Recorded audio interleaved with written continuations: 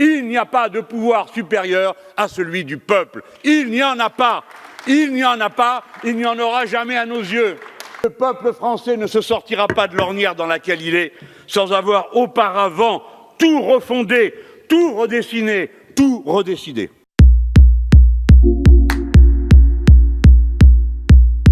Y a-t-il quelque chose au-dessus de la volonté du peuple? La réponse à cette question sempiternelle, qui fait que tant d'entre vous, à intervalles réguliers, se sentent obligés de montrer du doigt, de suspecter la folie, la brutalité qui serait consubstantielle au peuple. Cette question a déjà été posée une fois. Le roi a-t-il un droit de veto par rapport à une loi décidée par le peuple? Le roi se lève, il demande que ceux qui sont pour le veto se mettent à sa droite, car ce sont les élus de Dieu et son pouvoir vient de Dieu, et que les autres, les mécréants, les damnés, les mauvais, se mettent à gauche, puisque leur direction préférée est l'enfer. Et à ce moment-là, les nôtres ont été majoritaires. Et depuis ce jour-là, nous affirmons conformément à la leçon de nos anciens, il n'y a pas de pouvoir supérieur à celui du peuple. Il n'y en a pas. Il n'y en a pas, il n'y en aura jamais à nos yeux. Alors bien sûr, d'où tirerait-il un fil conducteur dans l'histoire qui vaudrait raison à lui tout seul? Eh bien, des droits de l'homme. Il n'y a pas de pouvoir supérieur à celui du peuple, mais il n'y a pas de principe supérieur à ceux des droits de l'homme. Assemblez les deux et vous avez l'idée française.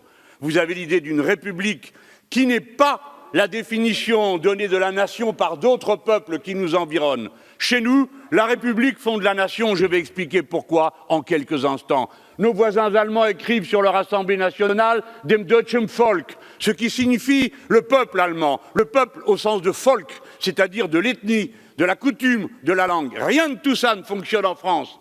La France n'est pas définie par une religion, il y en a 5. Elle n'est pas définie par une couleur de peau. Elles y sont toutes représentées. Elle n'est pas définie non plus par une langue, il s'en parle plusieurs, au point que la Constitution est nécessité de rappeler que la langue commune, et j'en suis heureux, est la langue française.